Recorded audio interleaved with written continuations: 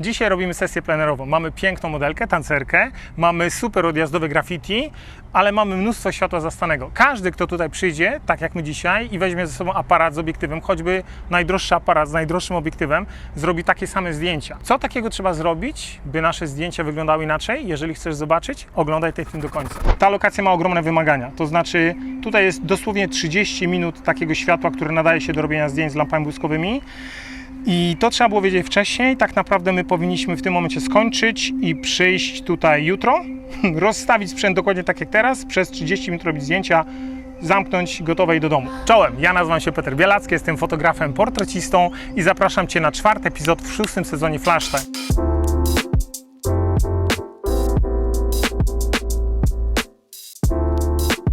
Plener ma swoje wady i zalety. Przyjechaliśmy tutaj dla tej właśnie pięknej, kolorowej, nazwijmy to czerwono-zielono-niebieskiej plamy, ale okazuje się, że wiecie, plener ma też swoje wady. Jesteśmy otoczeni zielenią, bo tak naprawdę jesteśmy na terenie Lubelskiego Ogrodu Botanicznego przy Uniwersytecie Marii Curie-Skłodowskiej.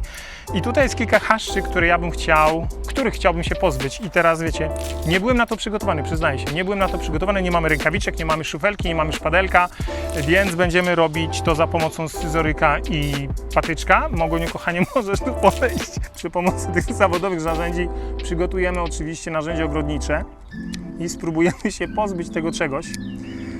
Bo kwestia jest taka, oczywiście mógłbym to usuwać w Photoshopie, ale jeśli będę miał kilkadziesiąt zdjęć, to ja nie chcę usuwać tego z kilkudziesięciu zdjęć, chciałbym to usunąć teraz i zobaczymy, czy to się można tego pozbyć. Fajnie byłoby mieć jakieś lepsze rękawice, prawdę mówiąc. Druga roślinka mniejsza, więc to pójdzie szybko, przynajmniej mam taką nadzieję.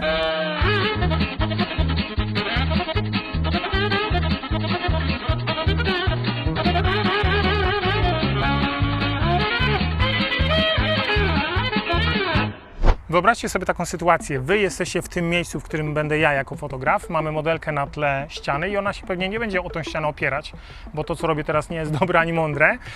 Ale co możemy zrobić?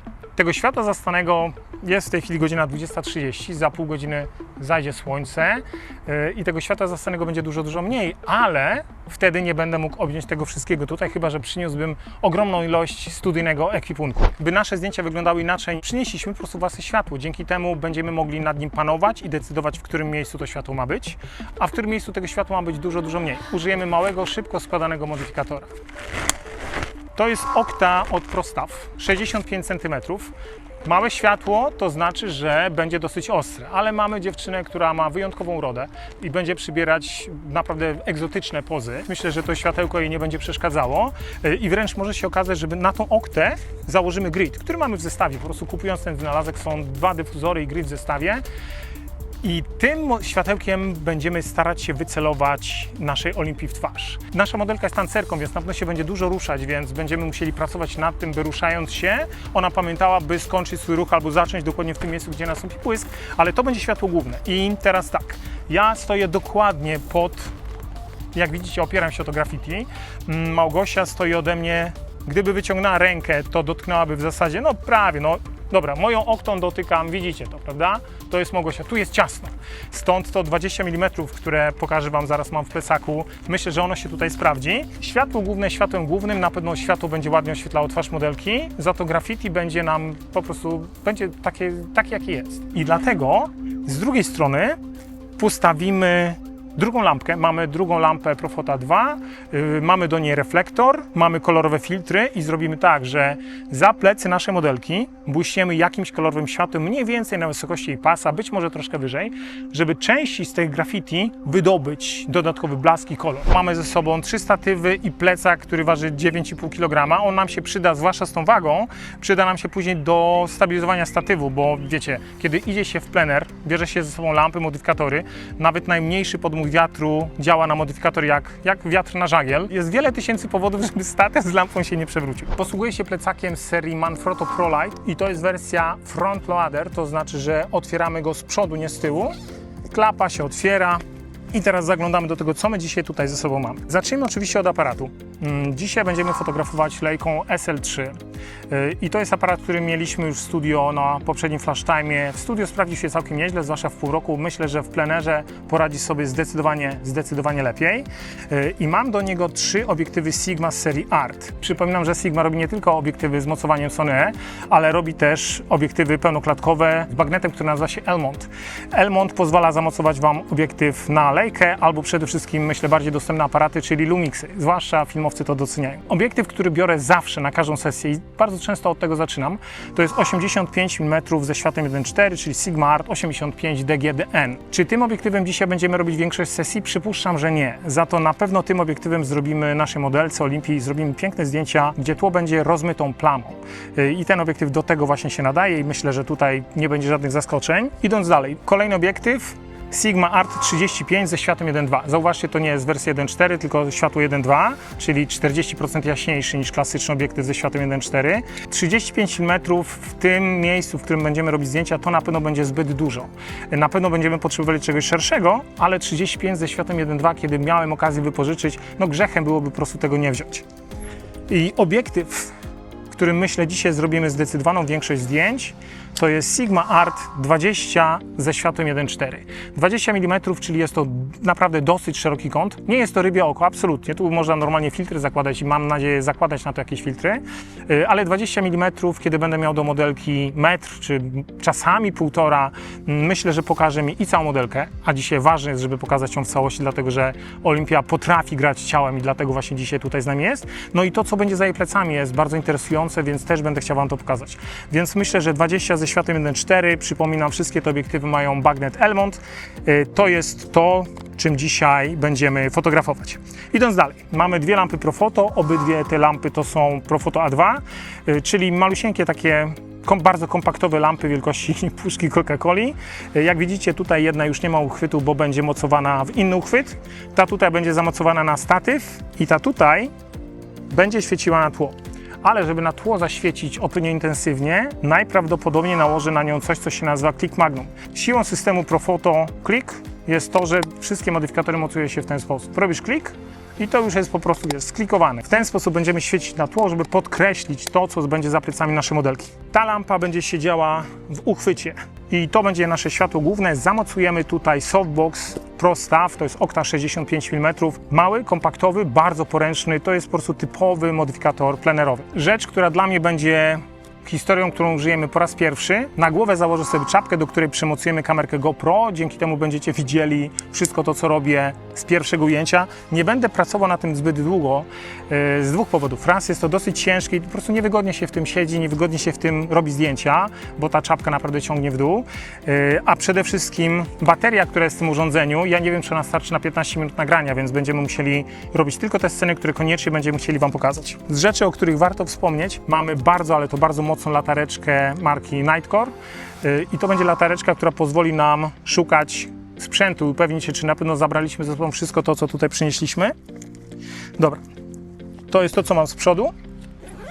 Nagrajmy jeszcze ten fragment z tym, co mam z tyłu, czy jeszcze dalej. No i będą latać, Małgosia, będziemy zgrzani, to będzie naprawdę ciekawe doświadczenie. Mamy malusieńki głośnik Bluetooth. Nasza modelka jest tancerką, więc będzie na tle tego graffiti tańczyć, więc głośnik z muzyką będzie nam po prostu potrzebny. Mamy duży powerbank i największy problem z tym powerbankiem polega na tym, że nie można z niego ładować tej kamery GoPro. To jest pewien problem, nie ukrywam, nie mam pomysłu na to, jak to obejść. Modyfikator, zobaczycie go, jak będziemy go rozkładać. Mamy 2 statywy z serii Manfrotto Buds 1052. Na jednym stoi mój iPhone, który będzie drugą kamerą z kontry. Na tym będzie stała jedna lampa, która będzie świeciła na tło i mamy Buds 1004, to jest statyw tak zwany master i to jest statyw, który może się wysunąć na 3,70 m i dzisiaj będziemy potrzebowali tej wysokości, bo nie jestem pewny, w którym miejscu będziemy chcieli mieć światło, a nasza modelka stoi na podejście no w zasadzie 1,5 metra nad ziemią, więc ten statyw dzisiaj nie będzie przesadą. Dobra, to jest wszystko to, co ze sobą mamy, zabieramy się do roboty.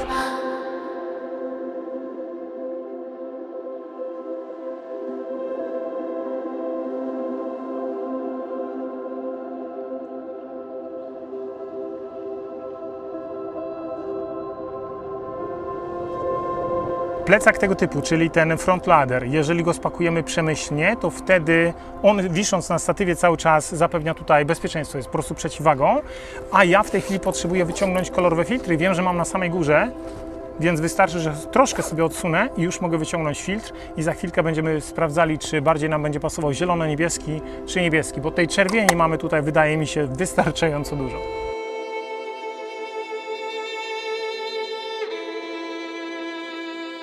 Jak widzicie, mamy modelkę, mamy dwa światełka, mam nadzieję, że to widać. Światełko główne, mógłbym im włączyć piloty i tak dalej. I teraz zobaczcie, co widać na moim aparacie. Na moim aparacie widać, prawdę mówiąc, niewiele. To jest ekspozycja dla światła zastanego. Ono jest, ale nie ma go wiele. Raz, dwa, trzy. I tak wygląda zdjęcie z ekspozycją dla światła zastanego. No, prawdę mówiąc, nie wygląda to fajnie, prawda? Dlatego w tym momencie użyjemy świateł błyskowych. Póki tu nikogo nie ma, to ja to zrobię w ten sposób. Filmujesz to, mogę, nie?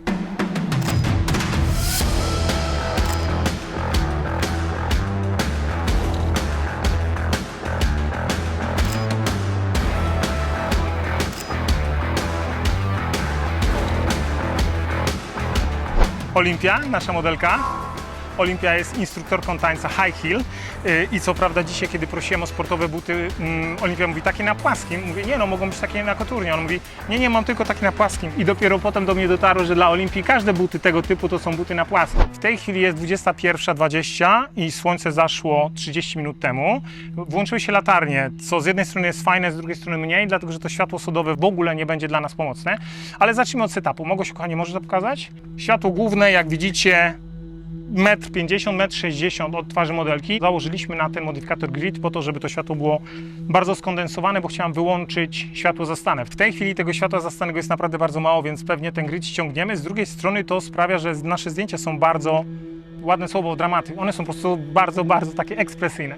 Światło główne 1,5 metra lub 1,60 m od modelki. Idziemy dalej. Światłem, które jest mniej więcej światłem w kontrze. Jak widzicie, ono nie świeci ani w plecy modelki, ale też nie świeci prosto na modelkę. Tutaj, jak widzicie, mam założony zielono-niebieski filtr. Zielono-niebieski filtr bardzo fajnie gra z czerwienią, która jest tutaj. A jeśli ten zielono-niebieski filtr trafi w te takie cyjanowe elementy tutaj, takie naprawdę zielono-niebieskie, turkusowe, wtedy to wygląda, jakby ta ściana dosłownie płonęła. Czyli ściana za naszą modelką płonie. I to w zasadzie tyle. Co chwilę mamy tutaj albo rowerzystów, albo jakichś innych gości. Gdybym wiedział, że to będzie tak ciasno tutaj, to bym wziął dodatkowe światełka odblaskowe i postawił na statywach. Dlatego, że gdyby jakiś rowerzysta za chwilkę jechał i nie zauważył statywu, a tak się może zdarzyć, to będzie kilka tysięcy kłopotów. Dlatego w plenerze zawsze o siebie dbajcie. Dobrze, tutaj będzie hyc.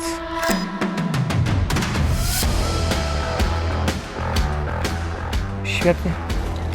Ja sobie teraz wstanę, spróbuję w tą stronę, a ty buzią do mnie, dobrze? Dobra, to zróbmy, o tak jest, sekundkę, o. Mam całą naszą modelkę, sekundkę, to jest Leica, aparat do wolnego fotografowania, nawet twarzy nie chcę wykryć, o udało mi się, dobra, uwaga, raz, dwa, trzy.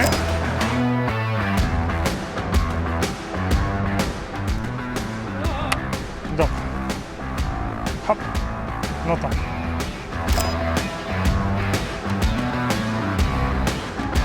Sekundkę. Bo ja chcę mieć tu czysty ekran. Dobra, tak powinno wyglądać. O tak. Hop. Świetnie.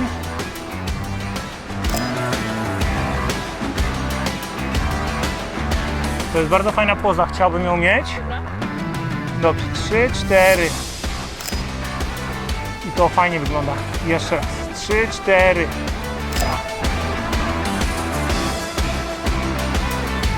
Ale to bardzo dobrze wyglądało. Zróbmy tutaj jedno zdjęcie i będziemy urządzeni.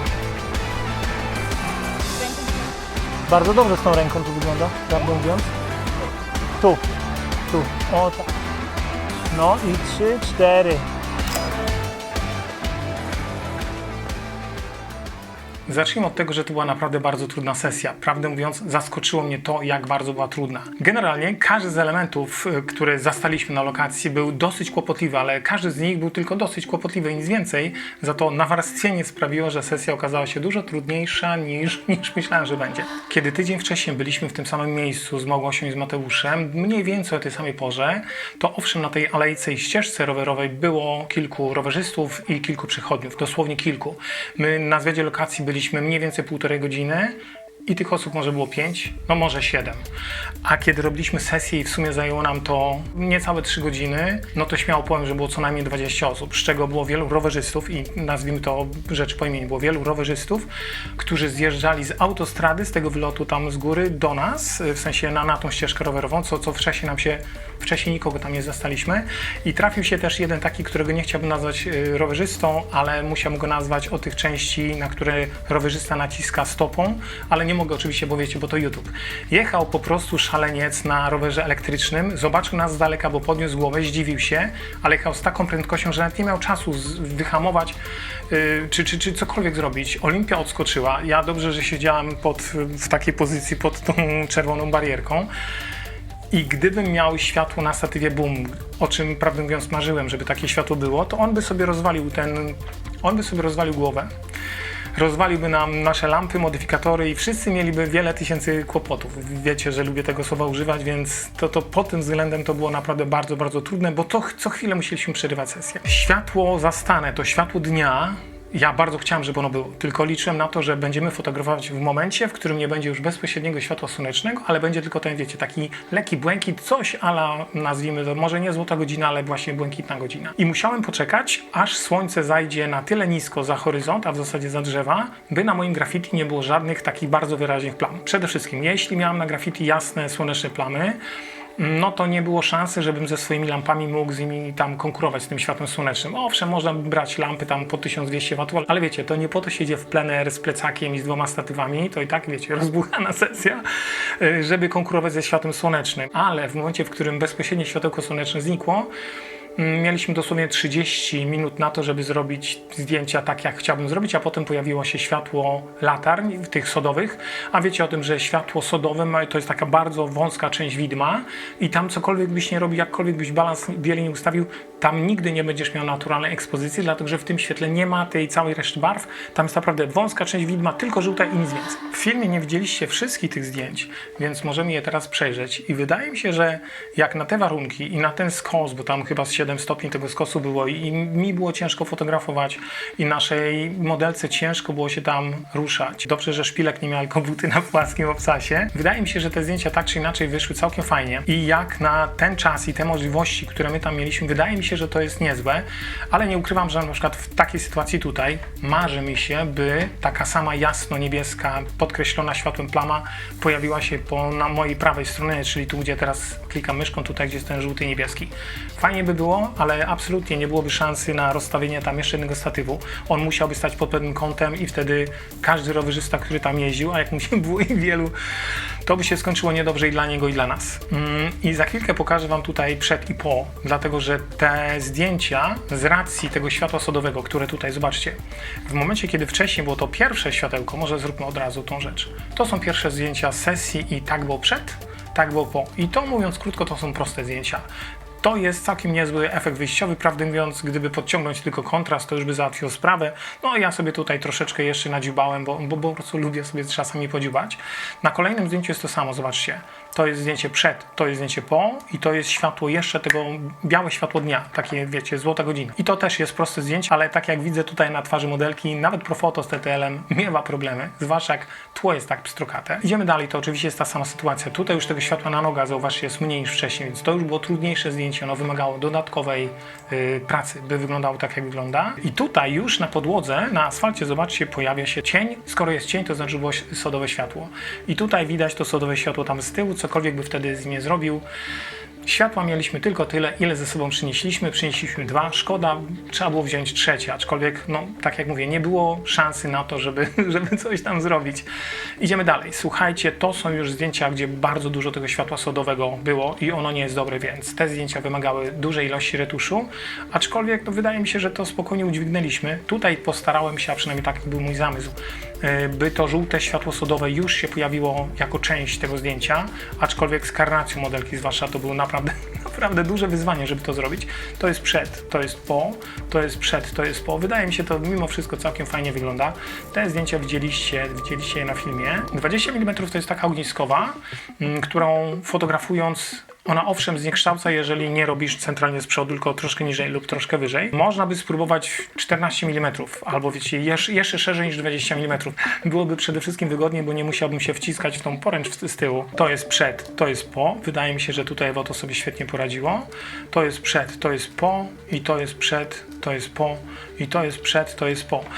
I to jest nieostre zdjęcie. Tak na marginesie to jest nieostre zdjęcie, ale stwierdziłem, że to fajnie wygląda, to zostawimy. Bardzo lubię to zdjęcie. I teraz tak, jesteśmy w Evoto, moduł biblioteka, zobaczcie, tu jest EXIF. Pierwsze zdjęcie zrobiliśmy, tutaj widać, Sigma Art 20 mm, przesłona 1.4, czas kłapnięcia migawki 1/100 część sekundy i ISO 200, czyli całkiem krótki czas i całkiem niskie ISO. Ostatnie zdjęcie zrobiliśmy również Sigma Art 20 mm, też przesłona 1.4, ale czas kłapnięcia migawki to jest 1/30. Czyli już w tym momencie próbowałem złapać 4 razy więcej światła niż wcześniej, a do tego wcześniej miałem ISO 200, a tutaj mam ISO 800. I teraz, co ja z tymi zdjęciami robiłem w Evoto? Oczywiście zacząłem od tego, że najpierw starannie sobie wywołałem tego RAWa. Tutaj, czy to widać? Tak, to jest tutaj, zobaczcie, Leica, w sensie numer kolejny DNG, bo Leica fotografuje w formacie DNG. Poszedłem dalej do panelu maskowania, bo wiedziałem, że będę maskował na wielu rozmaitych poziomach.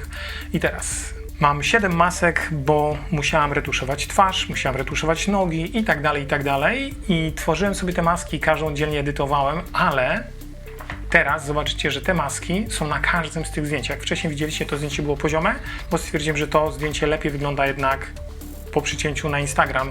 Tutaj widać, że jeszcze było światło nad miastem, tu niebieska godzina, Blue Hour i dzięki temu nasza modelka była lepiej oświetlona, ale miasto nie wyglądało fajnie, stąd taki, a nie inny kadr, tak właśnie zrobiliśmy. Wydaje mi się, że w tym momencie wygląda to lepiej. I teraz, czy ja każde kolejne zdjęcie, czy ja je oddzielnie te maski rysowałem? Oczywiście, że nie. Wykorzystałem to, że Evoto potrafi za pomocą AI przenieść te same maski, które zaznaczyłem na pierwszym zdjęciu, na przykład usta, włosy, nos, oczy, skórę, dłoni, czy nie wiem, czy spodenki oddzielnie, przeniosły się te maski automatycznie, to znaczy ja je przyniosłem klikając raz i drugi, one się przeniosły na każde zdjęcie i dzięki temu zobaczcie teraz, na każdym zdjęciu mam tutaj na przykład mam 8 masek, dlatego że pewne zdjęcia, zwłaszcza tam, gdzie się zaczęło to światło sodowe, te zdjęcia wymagały jeszcze więcej retuszu niż wcześniej, więc zwłaszcza właśnie ze skórą był problem, tutaj też się wrzucą maski i tutaj jest ich 9. Tutaj jest ich 9, dlatego że jak widzicie, no, różnica może finalnie nie jest jakaś tam nie wiadomo jaka duża, ale jednak umówmy się, to były trudne zdjęcia. Ale jeżeli Ty też chciałbyś retuszować w Evoto AI w taki sposób, jak ja to robię, to znaczy maskując, przenosząc maski automatycznie na kolejne zdjęcia i dzięki temu te 17 zdjęć zrobiłem szybciej niż wcześniej, zrobiłbym 2 zdjęcia w Photoshopie. Zapraszam do mojego kursu Evoto AI Retusz bez wysiłku. Może akurat te zdjęcia nie są idealnym przykładem tego, że jest to retusz bez wysiłku, ale naprawdę robisz jedno zdjęcie, a na kolejnych zdjęciach najwyżej coś poprawiasz i Evoto stara się cały czas pomagać najbardziej jak chyba tylko można. Kolejne zdjęcia tam, gdzie mieliśmy dużo światła sodowego, czyli tego żółtego, te zdjęcia wymagały trochę więcej retuszu, ale wydaje mi się, że i tak sobie poradziliśmy. Szybciutko pokażę Wam jeszcze symulację setupu oświetleniowego, który przygotowałem przed sesją i prawdę mówiąc wiedziałem, że będzie ciasno, ale rzeczywistość troszkę przerosła moje oczekiwania. To jest wszystko, co dzisiaj dla Was przygotowaliśmy. Ja mam nadzieję, że zdjęcia Wam się podobały. Linki i Instagramy do naszej całej ekipy znajdziecie pod spodem. Wiecie, przybijcie serduszko, bo po prostu bardzo tego potrzebujemy. A gdybyście chcieli zobaczyć inne filmy z naszych plenerów, to zapraszam tutaj albo tutaj.